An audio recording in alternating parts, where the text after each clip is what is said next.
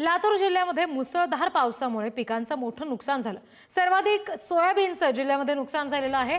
Soybean उत्पादक शेतकऱ्यांचं आर्थिक गणित आता पूर्णपणे कोलमडून गेलंय। पावसामुळे आतापर्यंत 3,68,000 हेक्टरवरच्या पिकांचं नुकसान झाल्याचा प्राथमिक अंदाज वर्तवण्यात आलाय। आणि या संदर्भात आणखी तपशील देतील आमचे प्रतिनिधी श्रीराम जाधव।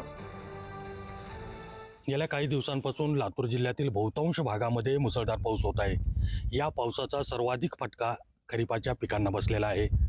लातूर जिल्ह्यामध्ये प्रामुख्याने खरीप हंगामामध्ये सर्वाधिक सोयाबीनचं उत्पन्न इथले शेतकरी घेतात। यंदाही मोठ्या प्रमाणामध्ये सोयाबीनची लागवड करण्यात आली होती।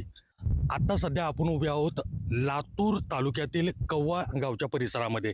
आपण पाहू शकता की पावसाने पडलेले पाणी अद्यापही शिवारामध्ये असल्यामुळे पिकाचं मोठ्या प्रमाणात नुकसान होत आहे। ही सोयाबीनचं शिवार आहे। या सोयाबीनला पावसाचं पाणी शेतात थांबल्यामुळे या सोयाबीनचं मोठ्या प्रमाणात नुकसान झालेलं आहे आणि हे पीक हातचं गेलेलं आहे। अजिबाय काय परिस्थिती, किती लावलं होतं सोयाबीन? आमच्या इथं का 3 म्हणजे 2 वाटण्या आहेत दोघा पोरावाच्या। मग एकाचं 3 एकर आहे, एकाच 3 एकर आहे आणि 3 कट्टे, इकडे 3 कट्टे तिकडे 3 कट्टे सोयाबीन। काय परिस्थिती आहे सध्या सोयाबीनची आणि कशामुळे झालेलं आहे? हे पावसामुळे झालंय साहेब, गुडघ्याला पाणी आहे। काय करावं शेतकऱ्यांनी, काय करावं सांगा बरं।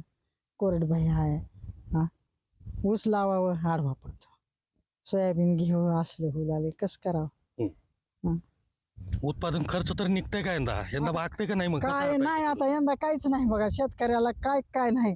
जसं रोजगाराची मजा आहे तसं शेतकऱ्याचं काहीच नाही बघा। खरंच शेतकऱ्याला पदरून घालून सुद्धा काय नाही। पुढारी न्यूजसाठी श्रीराम जाधव, लातूर।